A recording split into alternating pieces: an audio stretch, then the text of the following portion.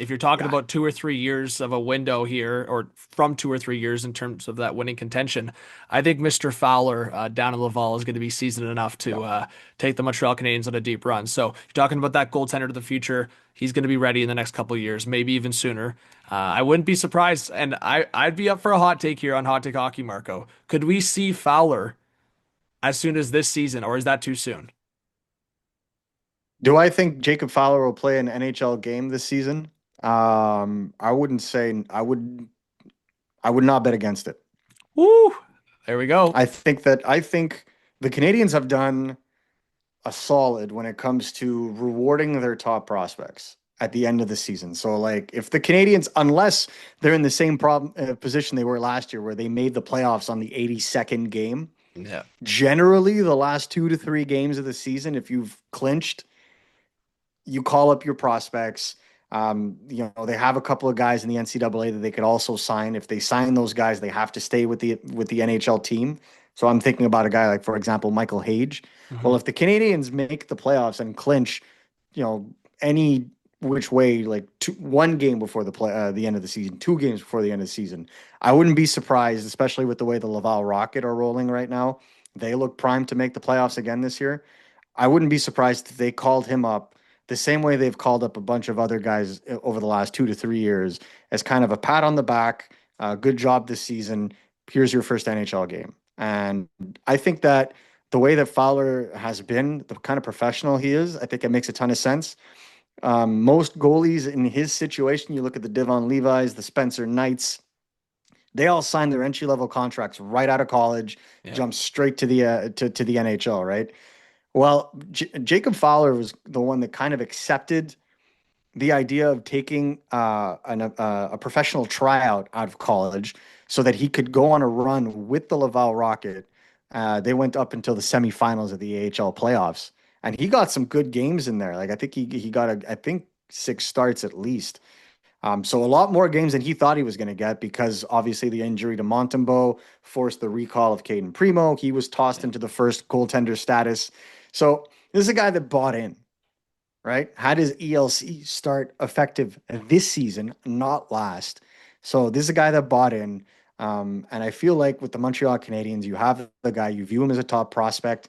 If the opportunity is there and the games are meaningless at this point, you just don't want to injure your guys, you want to rest some guys, he's going to be one of those guys I expect to be called up so that he can make his NHL debut. The only thing that I would not like to see from an organizational perspective is if he's called up a la Carey Price to try and bail out this team because the goaltending isn't delivering at the NHL level. That's the only thing I would be cautious against. But as a reward at the end of the season, I could see it. Yeah, you read my mind because I was going to say whether it's the Fowler conversation, the Matheson conversation, so many different conversations with this team. I think it makes a massive difference if this team is either in the second division spot or, like, as you said, hanging in around that 82 game in or out situation for playoffs. So massive difference. I think that plays a huge part, and it's probably going to be quite, I would say, the prediction from management once they get closer to that trade deadline where they think they'll end up. And if they're solid in the playoff spot, I think that plays obviously a factor in so many of these decisions. And I think it comes back to that second line center because you mentioned his name, Michael Hage. Uh, Seen him play a couple times this season. I think for me, the big question for Montreal is how far are you away from that window? And it really plays a part of what you just talked about with Fowler. Can you wait for a guy like Cage to arrive and be your second line center? There's also obviously other guys in the equation. I think a guy like Owen Beck could end up being like a really good third line center for this team eventually. Maybe even better than that. We'll see his ceiling. I think that's kind of gone up and down in terms of my perception on him. So I do want to play a bit of a game in terms of like who could you see going? Should they target a certain center? I think there's been the names that have been consistently set out there. One name that I think has been tied to the Montreal Canadiens a little bit more recently has been a guy like Ryan O'Reilly. But kind of that price tag and what you've seen in the past, is it a first round pick plus? Is it a first round pick plus a first round pick equivalent prospect?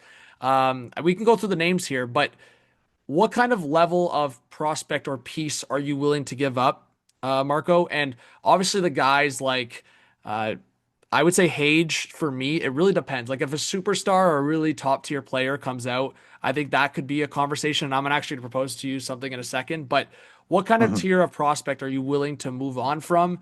And are you willing, or I'll say this, are you okay to see the first round pick this year from the Montreal Canadiens go if it means getting a second line center with term, but the risk of, again, maybe they top five protect it, but the risk of whatever happens the rest of the season. Are you okay with that? Where's your head and mindset at kind of in terms of that conversation? Yeah, I am not a huge fan of top five protection on any pick whatsoever. If you're going to protect a pick, top 10 it, be Yeah. safe. Don't pull a Brad Tree living with the Brandon Carlo trade because I know the Leafs fans are sweating on that. So let's not. Uh, Listen, with protection, this early out, maybe not. But definitely as you get further into the season and you have a better idea, and depending on what players become available, can that first round pick be on the table? I think so. It's very, I think it would be very safe to assume that the Canadians would improve from where they are right now between now and the end of next season. So even if you were to protect it for this season, the risk of that first round pick in 2027 being a low pick is quite low because the team is the youngest team in the NHL. They have nowhere to go but up. And so Ivan Demidov gets an extra season, Kapanen gets an extra season, Lane Hudson gets an extra season. I think that Nick Suzuki and Cole Caulfield are where they are supposed to be, give or take. But Uri Slavkovsky gets another season. Michael Hage probably gets into the NHL. David Reinbacher maybe gets into the NHL. Adam Engstrom, like things are going to be moving. And they're going to have the opportunity this summer to be able to make additional moves as well. So I wouldn't think that the first round pick is off the table, assuming protection is involved, Yeah. if it's for an asset that will help them long term. I don't foresee them throwing a first round pick, for example, at just Orion O'Reilly. I think they'd be interested. I think if it were just a first round pick with protection, I think that could make sense. But the rumored asking or the asking price that Pierre LeBrun has put out that comes from Barry Trotz of a first round pick and an A level prospect is a starting point price point for the Nashville Predators. I don't think any team is rushing to give them that kind of a return at this point. Yeah. So I'll give a proposal. If Barry Trotz calls Kent Hughes and Jeff Gordon and Mhm. goes Montreal Canadiens first round pick, top 10 protected, and Owen Beck for Ryan O'Reilly. On paper, that makes sense. But one thing that Jeff Gordon said, Hmm. and it's something we spoke about at RG Media in the summer, and then something he kind of reiterated at Canadians the golf tournament, basically to open up the season at training camp, Hmm. was they're at a point in their rebuild where they can afford to be picky, and I feel like tri- like I feel like Owen Beck is firmly in the B prospect category. I think he's got a fantastic hockey mind, but he's been surpassed in the pecking order. Yep. I think that could make sense. But a first round pick, my only consideration is this. Ryan O'Reilly, you would have for 2 seasons or Yep. basically 18 months. And then you see what happens, right? He'll be 36 by the end of his deal. So you know that if you're going to make this deal, you're utilizing a prime asset, which is your 2026 first round pick, to go and get effectively a stopgap. And the only way that this will work out for you and not simply just be a band aid situation that you're going to have to reassess again in 2 years is if Michael Hage becomes the 2C eventually. But there is a risk that Michael Hage is a winger at the NHL level. And that brings about other questions. So, Yep. where does this bring? And again, I state this. I think Michael Hage is going to be a fantastic top six player, but there is a reality where it could be on the wing. And that's okay. I think that, the Canadians could use what Michael Hage will become now, and it would help them greatly. But if it's not at center, then they have to have, a bit of a longer term vision on that and a little bit more restraint. So, yes, are the Canadians interested in a guy like Ryan O'Reilly? Of course. But I don't think they're about to start throwing like major assets at him just yet. He was good in the last couple of games, but other than that, has had a really tough season. And with the age, the slow, the lack of foot speed and whatnot, like I could see them having pause because, and this is what I know, better centers may become available between now and the trade deadline. So, not to sound coarse, but do you want to blow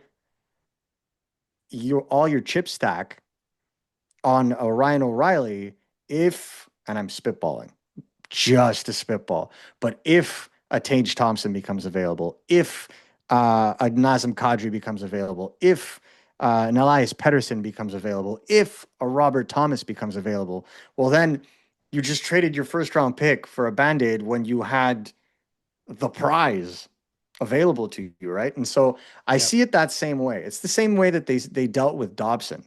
They could have easily just traded off one of the first round picks prior to the draft and try to get themselves middle six help. Like they were interested in Zachary Baldzuk in St. Louis, and Hmm. they had talks on Jordan Kyrou. They could have executed trades with those first round picks, but they held on to make sure.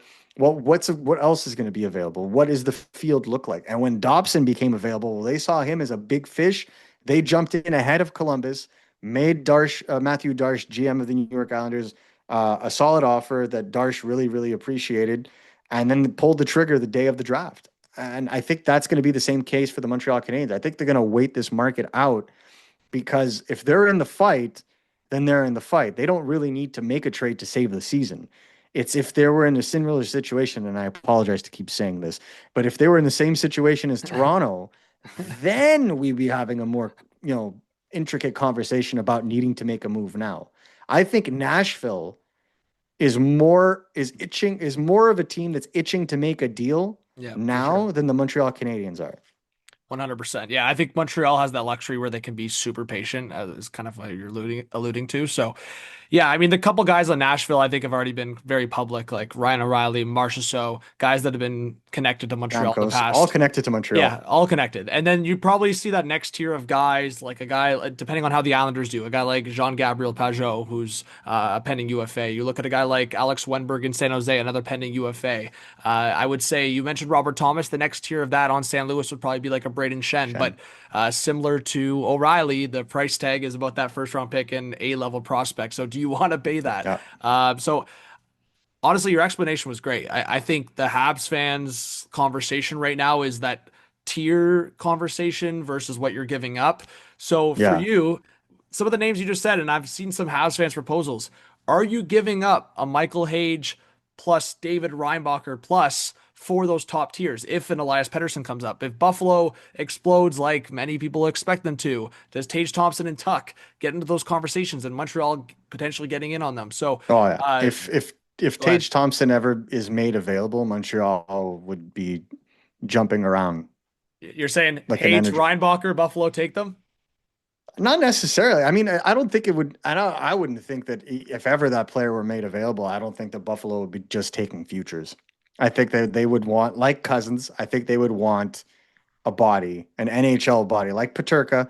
I think they would want a guy that is established that could fit in, and Ooh, and I wonder who that that's is. well. I mean, there's a couple of guys that you could look into the Montreal Canadiens. We talked on defense, for example, but you know, I'm not convinced that for an elite center, that a player like Caden Gooley would be untouchable, is what I would say. I'm not convinced. That doesn't mean that it's the case, but I'm not convinced just because he does bring a level of physicality on that blue line that Blaine Hudson doesn't have, that Noah Dobson doesn't show on a regular basis, but Mike Matheson does have. Yeah. So if you extend Mike Matheson, and eventually one of David Reinbach or Adam Engstrom rises to the status of a top four defenseman capable of playing on the right side, and you move Lane Hudson back to his natural left side, where's the room for Caden Gooley? Right. And so like that's why I'm thinking I say that there's so many balls up in the air. Yeah. But one of the biggest issues that the Montreal Canadiens had last year in their try to get a guy like Dylan Cousins was that they didn't have the expendable top six piece that Buffalo was looking for. Well, I know that there's a lot of teams that are going to be looking for established younger defensemen that they're going to be able to bring into their lineup so they don't take a necessarily a big step back. And so I'm not saying trade Caden Gooley. I'm not saying it at all. But when you have Jaden Struble, Arbor Jacki, again, Lane Hudson and Adam Engstrom that just came in, you're going to have to make decisions on these guys. Sure. And eventually you're going to have to give to get in another position. And the only way I could see the Montreal Canadiens ever considering giving up a Caden Gooley would be if the can't miss top end center becomes available and it's a bidding war. And they say what they've said since the very beginning. When they find that piece, they'll be willing to overpay for it. Well, I think that's what it would take. Now, I don't think they're shopping a guy like Caden Gooley at this time. Yeah. Not way, shape, or form. I think that they very much like Caden Gooley. But when these kinds of players become available, like that's when you hit pause and you're like, well, what does this make sense? Like when a Mikko Rantanen becomes available, well, then you consider trading a Martin Necas in a package for him, right? Like that's the way I see it. Or, I look back to the bigger deals of the past. You look at Seth Jones being traded. Well, Spencer Knight was supposed to be the goalie of the future, right? And Bob is getting up there in age, but you got to give to get. They gave Spencer Knight. Now Spencer Knight is one of the top goalies in the NHL. So sometimes guys you didn't envision that you were going to move become movable because the piece that you go and get is the final piece of the puzzle. Yeah, great point. I always remind fans you got to give to get. So that's the reality. You got to put yourself or yourself in the shoes of other teams and see what they would need as Sometimes it well. works So out. yeah, Sometimes it also works out, right? Like if maybe the team absolutely needs a defenseman and have an excess at forward, like a team like Seattle, yeah, been just drafting forwards. yeah. That's It's all they it's been got. It's just crazy. Yeah, look at their trade, like their draft history. It's just forward, yeah, forward, forward, forward, forward. yeah, Very few defensemen.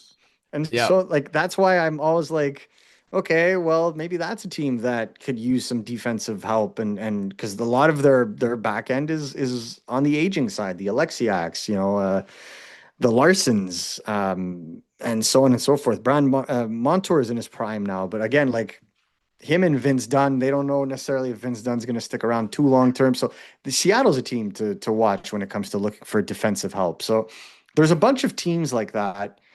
And the other aspect of it is there are other teams that are going to be changing course. We've seen it already with Vancouver. Vancouver's decided, okay, we're no longer buyers. In fact, we're going to start selling off free agent players. That's one. We know that St. Louis is looking to make hockey trades that will improve the team for the future. Well, that's two. Calgary, they got to figure it out with ownership, but that'll eventually be three. There's going to be more teams added to that mix as we continue along the season. Nashville already part of that process.